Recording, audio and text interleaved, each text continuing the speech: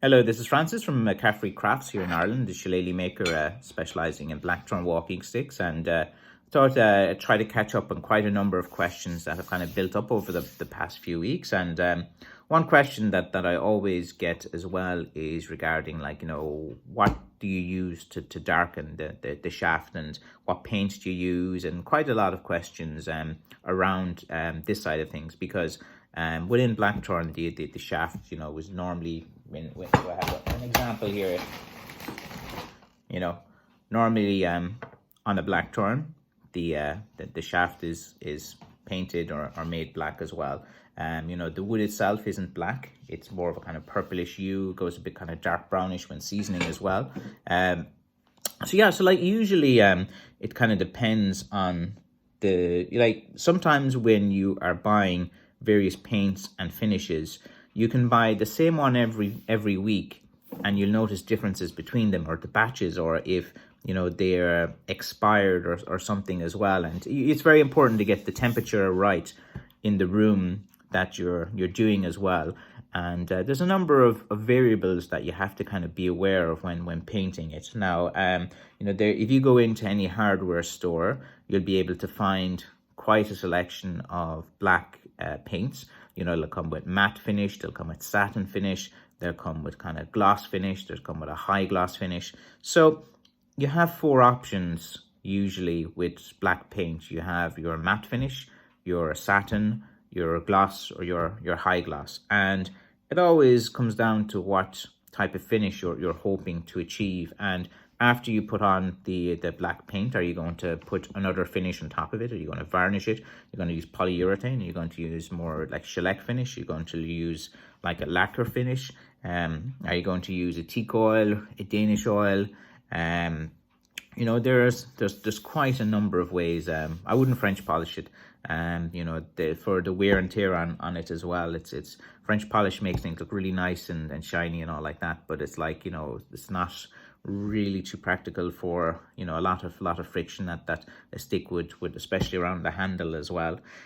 So yeah, with the black paint, you have to decide what you want, what your customer wants, what kind of looks better. Usually when there's a lot of knuckles on a stick or something like that, you want to go for something a bit glossy, because you want the light to kind of catch the knuckles and the thorns, so they actually look good from the distance as well.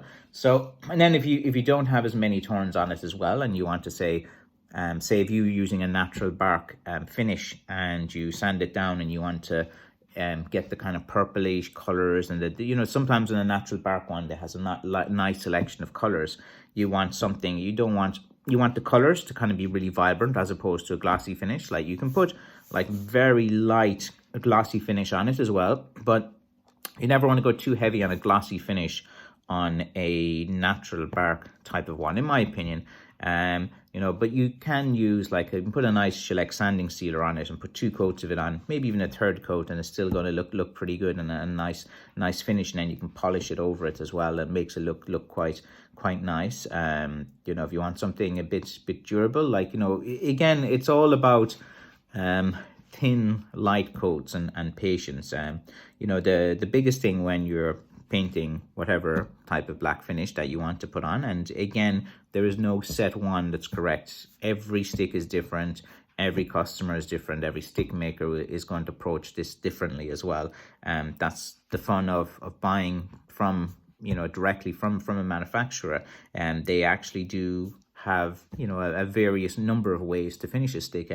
What I wouldn't recommend for the stick is using like wood stains. Like, sometimes you can get these ebony wood stains, or these kind of crystals and different things like that, and when you put that on to a finish, it looks bad. Like, you can kind of see through the wood, and you can kind of see the other ones, and it's even if you put 2 or 3 coats on it, and with those kind of wood stains and those crystal things that you kind of put into it, it just doesn't look good. Like, you want the black finish to kind of really kind of like look like it's been put on. You can use a primer first, unless you have a black paint which includes a primer. So as you see, look, there's so much into it, and I usually just do these kind of talking videos, just improv off the top of my head.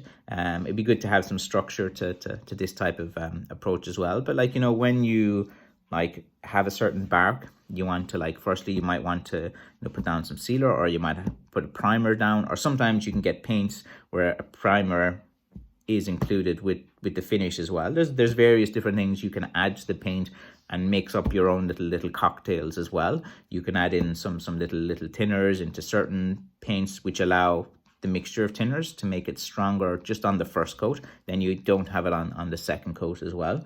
So yeah, like there's definitely a skill into finishes. That's why it like always, you know, it shouldn't do, but it always does wreck my head when I get those questions like what paint you use, what finish you use, because it's not like a one sentence answer.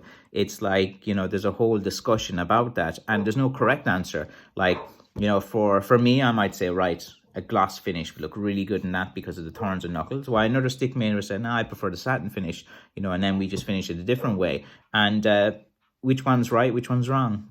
Beauty's in the eye of the beholder. Both are fine. You know, there's various ways, and I suppose that's the main thing to kind of take from what paint do you use is there are many choices, there are many options.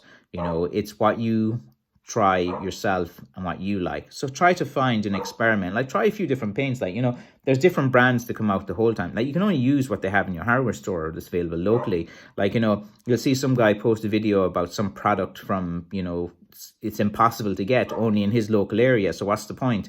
What's the point of telling you get this product which I use because it's brilliant? Because, you know, most people that watch this are in the UK, they're in Australia, they're in America. So, you know, there's no point in doing that. You just kind of play with things as well. And I'll just kind of give some like tips, like, you know, very thin layers as well. Use a primer if you can. And it's important as well what kind of brush you use. You want to get the right type of brushes as well. You want to go for a kind of higher quality brush, not just the cheapest one and come it on, because little hairs come off. And the brush strokes, if you see the brush strokes on the black finish, like, you know, say for this one, look, you know, you're not going to see any brush strokes like on the black finish on that. But like sometimes, like again, it's like when you use the stain and crystals, it's almost transparent, where you see it's a little bit black and you see the kind of different color bark underneath, and it just looks like when you take a picture of it, it's fine. So people looks good online, but then when you see it up close, you're kind of looking at it going, yeah, I'm not sure about that. But you see, look, there's no like brush strokes as well. And then another thing too is like there's so many variables. Like if you have some black paint and you know you've opened it and you've used it, and then you're coming back a month or two later and then you're trying to apply it, and it might have been in a place where it's got a little bit thicker, or you know it's starting to harden a bit, and then you're trying to put it on, you know, it's going to look completely different than it did before. So, you know, there's a lot of things as well. And then you have to mix the paint. There's some very easy things that people get wrong. Like sometimes you get a black paint and it says stir well and mix up well, and you'd be surprised. Some people, they give it one little whirl and they start painting, and then the top, you know, part of the can they use looks a bit different. And when they get to the bottom part, it's like thicker and darker, while the other one is kind of more glossy and transparent. Like, what's going on here?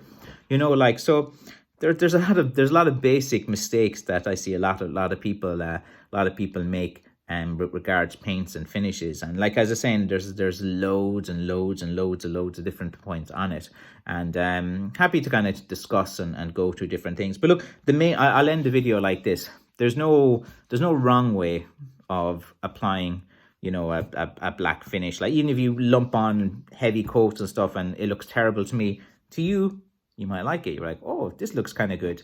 It mightn't be practical. It mightn't be good. You know, if you use like, you know, like you should see that the yacht varnish that they hammer on to sticks, that's a big pet peeve of mine as well. I just don't like it. It just, they put really these heavy coats of it on as well, and it always looks pretty bad. But again, that's my opinion. To someone else, they might say, oh, I kind of like that, you know. So it's beauty's in the eye of the beholder anyway. And I hope that's an introduction to, you know, how I approach my painting of sticks. Thanks for watching. Bye-bye.